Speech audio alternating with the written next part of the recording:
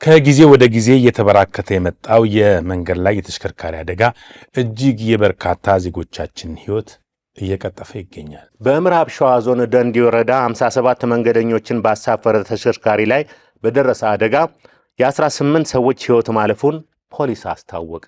ይህ ማቆሚያ ያልተገኘለት አደጋ በተለይ ከክልል ወደ ክልል በሚጓዙ ሀገር አቋራጭ ትራንስፖርቶች ላይ በተደጋጋሚ የደረሰ በአንድ አደጋ ከ31 በላይ ዜጎች ሕይወታቸው ያለፈበት ታሪክ ተመዝግቧል። መነሻውን አሊቾ ሬሮ አድርጎ ወደ አዲስ አበባ 18 ሰዎችን አሳፍሮ ሲጓዝ የነበረ መለስተኛ የህዝብ ማመላለሻ በምስራቅ ጉራጌ ዞን መንገድ ስቶ ገደል ውስጥ በመግባት በሰው ሕይወትና በንብረት ላይ ከፍተኛ ጉዳት ደረሰ።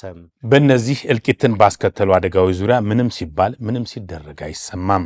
ግን ለሀገር ብዙ መስራት የሚችሉ ዜጎቻችን ሳያስቡት እንደወጡ ቀርተዋል። በርካቶችም ለአልጋ ቁራኛ እየተዳረጉ ነው። በምስራቅ ሐረርጌ ዞን ፍሬን የበጠሰ ተሽከርካሪ መንገድ ላይ ጫት የሚሸጡ ነጋዴዎች ላይ ባደረሰው አደጋ የ9 ሰዎች ሕይወት ማለፉን ፖሊስ አስታወቀ። ይህን አደጋ የመከላከል የሁሉም ኃላፊነት ቢሆንም በቀጥታ የሚመለከታቸው ተቋማትና ኃላፊዎች ምን እየሰሩ ነው? ምንስ እያደረጉ ነው? ከደሴ ወደ አዲስ አበባ ሲጓዝ በነበረ ተሽከርካሪ ላይ በደረሰ አደጋ የ31 ሰዎች ሕይወት ማለፉን የኮምቦልቻ ከተማ አስተዳደር ፖሊስ መምሪያ አስታወቀ። የአደጋዎቹ ዋነኛ መነሻ ምክንያትና መቋጫ መፍትሄ ምንድን ናቸው? በየጊዜው ለሚሰሙ ዘግናኝ የዜጎቻችን ሞትና የአካል ጉዳት ተጠያቂውስ ማን ነው? በሚሉ ዙሪያ ተከታታይ ፕሮግራም ለመስራት ካቴና እቅድ ይዞ በመስራት ላይ ይገኛል። ሰላም ጤና ይስጥልኝ። የተከበራችሁና የተወዳጅ ተመልካቾቻችን እንደምን አርፍዳችኋል? ይህ የሰንበት እንግዳ የተሰኘው ዝግጅታችን ነው። እንግዲህ በመግቢያ ላይ እንደተናገርኩት የተሽከርካሪ አደጋን በተመለከተ ከዛሬ ጀምሮ ተከታታይ ፕሮግራሞችን እናቀርባለን። ለዛሬም አንድ እንግዳ እዚህ ስቱዲዮ ጋብዘናል።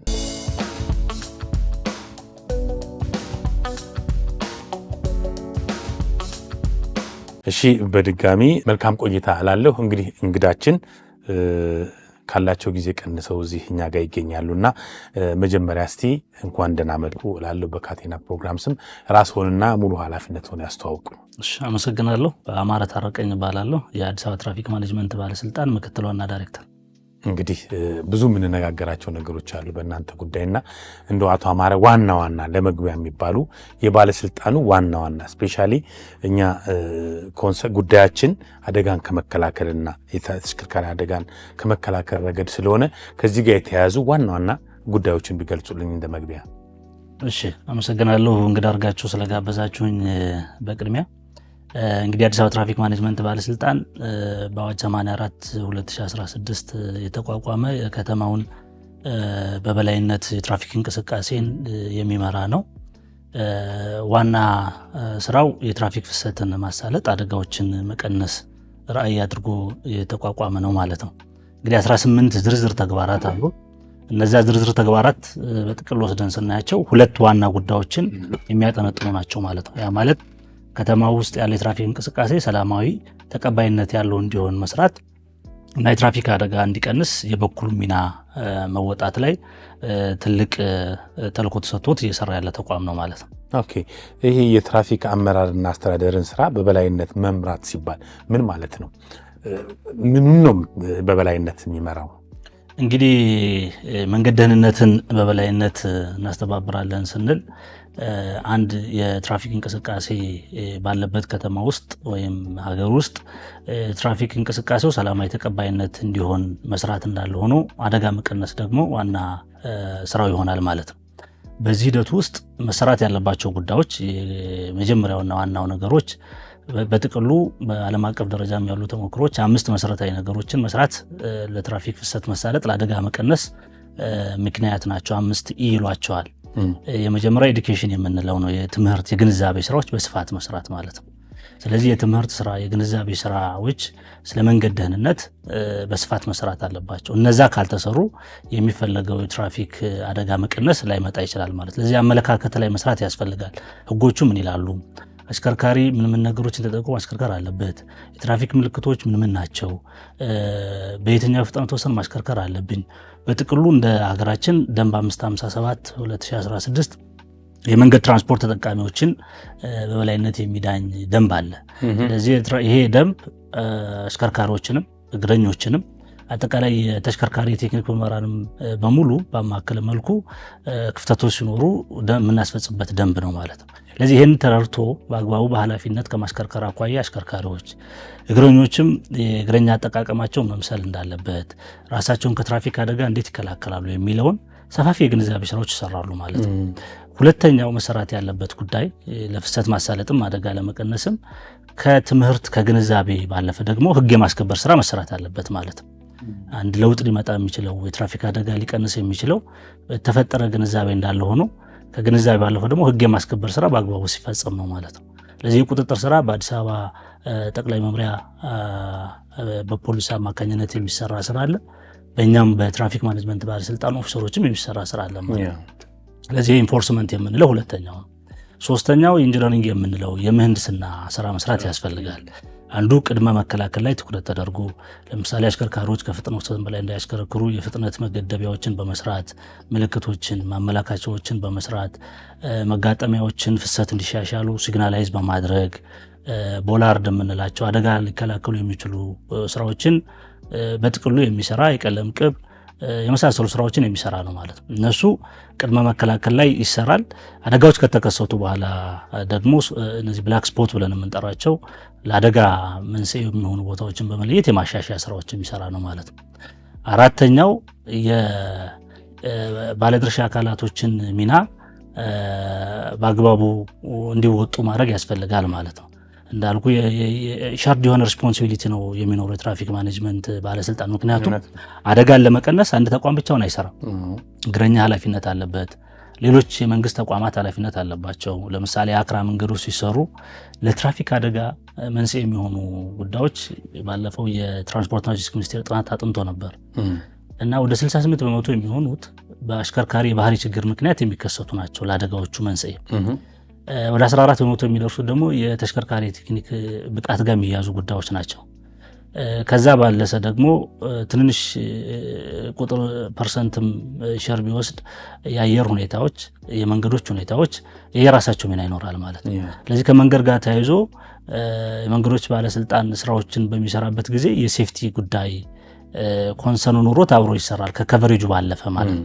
ስለዚህ ልክ እንደዛ ባለድርሻ አካላት ተሽከርካሪ ፈቃድ ቁጥጥር ባለስልጣን ብቁ አሽከርካሪዎችን ከማፍራት አኳያ የቴክኒክ መመሪያቸው የተረጋገጠ ተሽከርካሪዎች በከተማችን ውስጥ ብሎም በሀገራችን ውስጥ እንዲኖሩ ከመስራት አኳያ ያለው የሌሎች የባለድርሻ አካላት ሚና እጅ አለበት። ስለዚህ ይሄ ኢንካሬጅመንት ብለን የምንለው ሌሎች ባለድርሻ አካላትን አሳትፎ መስራት፣ የሚዲያ አካላት ደግሞ ኃላፊነታቸውን ከመውጣት አኳያ ግንዛቤ ከመስጠት አኳያ ሚና አለው ማለት ነው። እውነት ነው። አምስተኛ ኢመርጀንሲ የምንለውና ከአስቸኳይ ሕክምና በተለይ ፖስት ክራሽ አደጋ ከደረሰ በኋላ ተጎጂዎች በአንድ ሰዓት ባነሰ ጊዜ ውስጥ ጤና ተቋማት የሚደርሱ ከሆነ የአደጋው መጠን እየቀነሰ ይመጣል ማለት ነው። ስለዚህ እነዚህ 5 ነገሮችን አስተባብሮ ከመስራት አኳያ የትራፊክ ፍሰት ይሻሻላል፣ አደጋ ይቀንሳል ማለት ነው።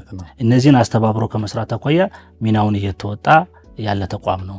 ኦኬ፣ በጣም አመሰግናለሁ። ከሁሉ በላይ ግን ግንዛቤ መፍጠር የሚለው ለኔ ኮንሰርን ያደርገኛል እና የእናንተ እርስዎና የእርስዎ ተቋም ግንዛቤ በመፍጠር በኩል ምን ያህል ሄዳችሁበታል እንዳለ ዋናው ጥያቄ ነው።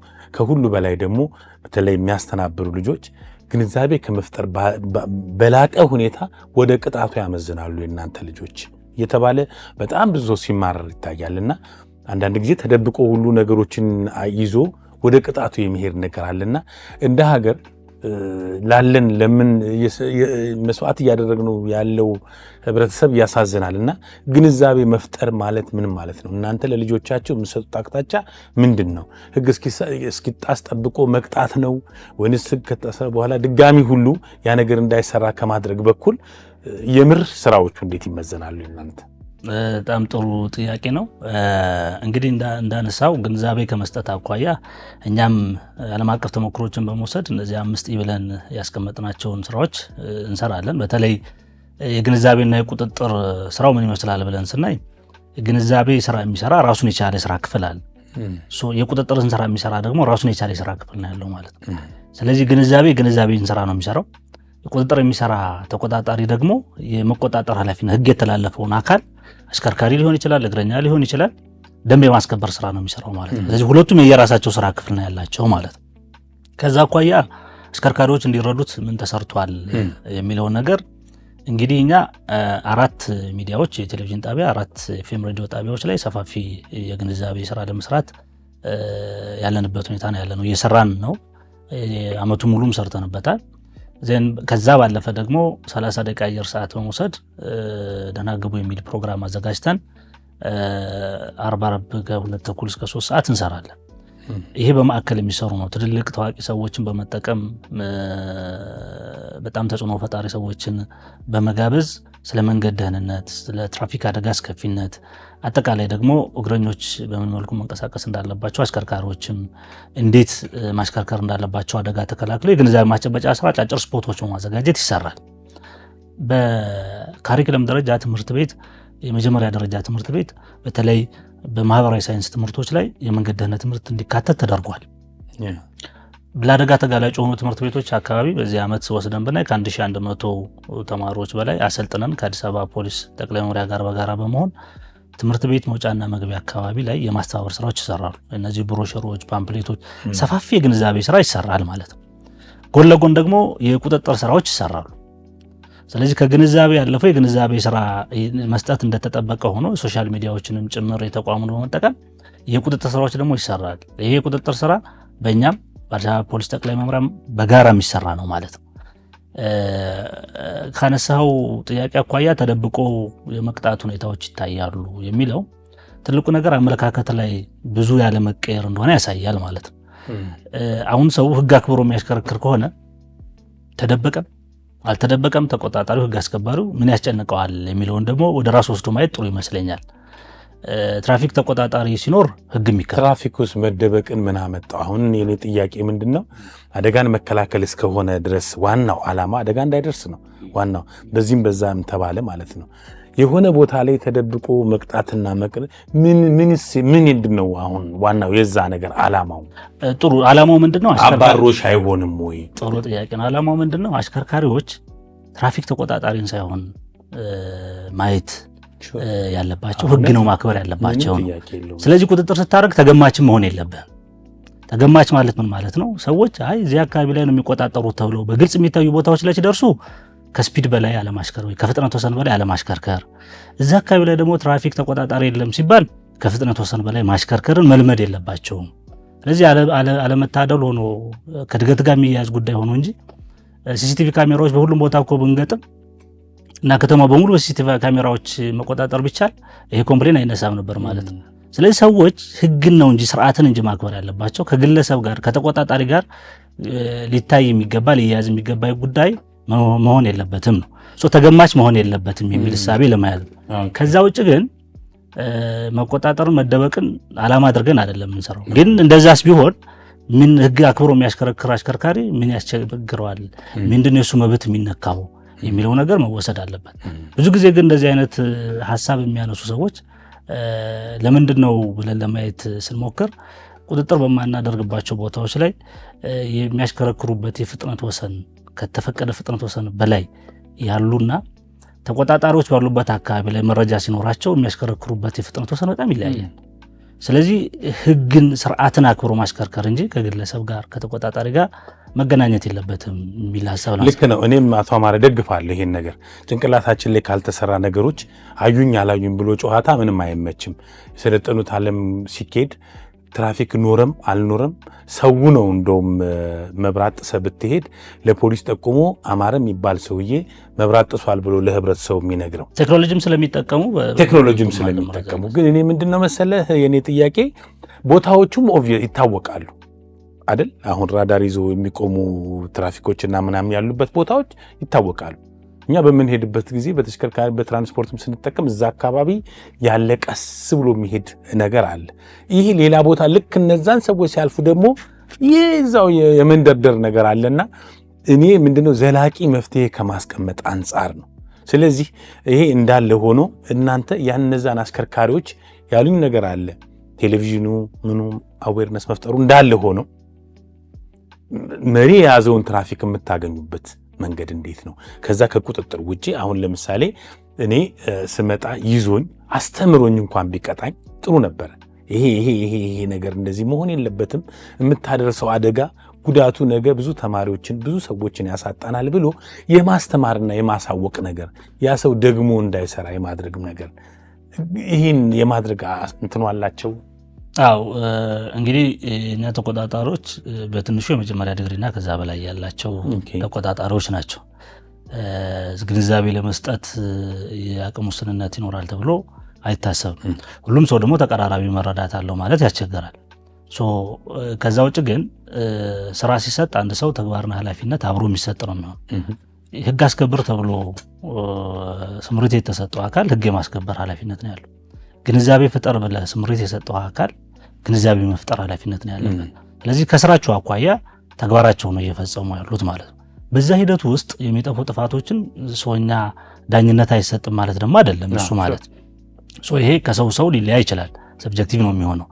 ከተግባር አኳያ ወስደን ስናየው ግን ተቆጣጣሪ ህግ ለማስከበር ስለሆነ ጥፋቶች ሲኖር ህግ የማስከበር ኃላፊነት ነው ዋናው ስራው ማለት ነው። በዛ መልኩ ቢታይ ጥሩ ይመስለኛል። ከዛ ባለፈ ግን ትራፊክ መቆጣጠሪያ ማዕከል ከተማችን ውስጥ ተገንብቷል። ይሄንን የሲስተሞችን ዘርግቶ ወደ ተግባር ለመግባት በሂደት ላይ ነው ያለነው። በተለይ በተለዩ 5 የኮሪደር ቦታዎች ላይ የቴክኖሎጂውን ሙሉ በሙሉ ስንጠቀም ቁጥጥሩን ስማርት እያደረግን እንሄዳለን ማለት ነው። ስለዚህ አሁን ሲነሱ የነበሩ ጥያቄዎች ብዙዎቹ እየቀነሱ ይሄዳሉ ማለት ነው። ማኑዋል በሚሰራ አሰራር ሂደት ውስጥ አሁን ያልካቸው አልፎ አልፎ ችግሮች ሊስተዋሉ ይችላሉ ማለት ነው እና ደንብ 557 በግልጽ ደግሞ እንደሚያስቀምጠው ተቆጣጣሪ ሲያጠፋ ልክ አሽከርካሪ እንደሚጠየቅ ሁሉ እግረኛ እንደሚጠየቅ ሁሉ ተቆጣጣሪዎችም አጥፍተው ሲገኙ በዛው ደንብ እስከ ስራ ማሰናበት የሚደርስ እነሱም ላይ የእርምት እርምጃ የሚወሰድበት አሰራር አለ ማለት ነው። ስለዚህ ህጉ ሁሉንም ያማከለ ነው የሚለውን ነገር በዚሁ አጋጣሚ ለመጥቀስ። ከዚሁ ጋር እንግዲህ ማሳሰቢያ እንዲሰጡልን የሚፈልገው አንዳንድ ጊዜ እኔ ሳይ የእናንተን ተቆጣጣሪዎች የማሳነስ ትራፊክ ሲመጣ የመበርገግና የመታዘዝ ነገር ይታያል ሰው መሀልና ሁለቱም የቆሙት ህግን ለማስከበር ነው፣ አደጋ ለመቀነስ ነው። ይሄ ልዩነት ሊፈጠር ይገባል ይላሉ። እንግዲህ አሁን እንዳልነው ነው መጀመሪያ ላይ ሰዎች ህግና ስርዓትን አክብረው የሚያሽከረክሩ ከሆነ ህግ አስከባሪን በሙሉ ያከብራሉ። እንኳን ህግ አስከባሪ ታናናሾችንም ጭምር ያከብራሉ። ለይሄ ከሰው ሰው የሚለያይ አጠቃላይ ማህበረሰባዊ ጉዳይ ነው ብሎ መውሰድ ነው የሚሻለው። ስለዚህ ሁላችንም ኃላፊነት ከመውጣት አኳያ ህግና ስርዓት በአግባቡ ማክበራችን ለትራፊክ አደጋ መንስኤ የመሆንም ያለመሆኑን ጉዳይ አለው ማለት ነው። ስለዚህ ይሄንን በግለሰቦች ላይ የሚመሰረት ጉዳይ ነው። ምናልባት እንግዲህ ከመለካከት አኳያ ፖሊሶች ሲሆኑ ሚሊተሪዎች ናቸው፣ ተጨማሪ ማለፍም ካለ መሳሪያዎች የታጠቁ ስለሆነ የማክበር ሁኔታዎች ሊኖሩ ይችላል። እነዚህኞቹ ደግሞ ሲቪሎች ናቸው። ስለዚህ ብሎ ወደ ራስ ወስዶ ከዛ እይታ አኳያ ከፍና ዝቅ የማድረግ ሁኔታዎች ሊኖሩ ይችሉ ይሆናል። ይሄ ሁሉም ሰው ላይ የሚታይ ነው ማለት ግን አይቻልም። ስለዚህ አልፎ አልፎ የሚታዩ ነገሮች ይኖራሉ። ከዛ ውጭ ግን ተመሳሳይና አንድ አይነት ከኛ ጋርና ከአዲስ አበባ ፖሊስ ጠቅላይ መምሪያ ጋር ስምሪቱን የምንሰጥበት ሁኔታ ስለሆነ ያለው በዚህ ሁኔታ በሁለታችንም በኩል የሚፈጠር ክፍተቶች ግን አይኖሩም ማለት ነው። በጥቅሉ ወስደን ስናየው ግን በጣም አሽከርካሪዎች አደጋ ተከላክሎ ከማሽከርከር አኳያ ቢታይ ጥሩ ይመስለኛል። ትንሽ ተሽከርካሪ ነው ያለ አዲስ አበባ ውስጥ 1 ሚሊዮን አካባቢ የማይሞላ ተሽከርካሪ ነው ያለው። ኦልሞስት በአዲስ አበባ ተሽከርካሪ ፈቃድ ቁጥጥር ባለስልጣን የተመዘገቡ ተሽከርካሪዎች ብዛት ወደ 800 ሺህ ናቸው። ግን ከ2.5 ሚሊዮን በላይ ደንብ ተላላፊ በዚህ ከተማ ውስጥ በዚህ በጀት ዓመት ተላልፏል፣ ህግ ተላልፏል ማለት ነው። ስለዚህ የሚያሳየው በአማካኝ አንድ ሰው ከሁለት ጊዜ በላይ በአመት ውስጥ ደንብ ይተላለፋል እንደማለት ነው። አብዛኞቹ በተለይ ደግሞ ሪስክ ፋክተር ብለን የምንጠራቸው እኛ በተለይ ለአደጋ በጣም የሚጋብዙ ብለን የለየናቸው ከፍጥነት ወሰን በላይ ማሽከርከር፣ ጠጥቶ ማሽከርከር፣ የራስ ቆብ ሳያደርጉ ማሽከርከር እና ይሄ ሴት ቤልት በተለይ አደጋዎች ከተከሰቱ በኋላ 50% የሚሆኑ ጉዳቶች ከፍ እንዳይሉ የመቀነስ እድል ያለውን ከመጠቀም አኳያ ያሉ ለሪስክ ፋክተር ብለን የለየናቸው ወይም ለአደጋ ከፍተኛ አጋላጭ ናቸው ብለን የለየናቸው ጉዳይ ላይ በተደጋጋሚ ጥፋቶች ይደረጋሉ። ለምሳሌ ከ180 ሺህ በላይ ደንብ ተላላፊ መብራት ጥሶ አልፏል። ይህ በጣም አስደንጋጭ ቁጥር ነው። ስለዚህ ይህ 180 ሺህ ህግ አስከባሪ ይዞት እርምት እርምጃ ባይወሰድ ኖሮ ደግሞ ምን ሊሆን ይችል ነበር ብለን ስናየው ቁጥሩ ቀላል አይደለም ማለት ነው። ወደ 140 ሺህ የሚደርስ አሽከርካሪ ከፍጥነት ወሰን በላይ ያሽከርክሮ ቅጣት ተፈጽሟል። ቁጥሩ ቀላል የማይባል ጠጥቶ ማሽከርከር ሂደት ውስጥ በሚደረግ ምርመራ ከ8000 በላይ አሽከርካሪዎች ከተፈቀደ የአልኮል መጠን በላይ ጠጥተው አሽከርክረው ተገኝተዋል። ይሄንን ህግ ማስከበር ስርዓት ባይሰራ ኑሮ ደግሞ አደጋው የት ይደርስ ነበር ብለን ስናስበው በጣም ከባድ ነው ማለት ነው። ስለዚህ ያልደረስንባቸው በቁጥጥርም ያልተደረሰባቸው ከዛ አልፈው ደግሞ አደጋ የፈጠሩ ብዙ አሽከርካሪዎች አሉ ማለት ነው። ስለዚህ ይህ ጉዳይ መታየት ያለበት የሁላችንም አጀንዳ ነው መሆን ያለበት።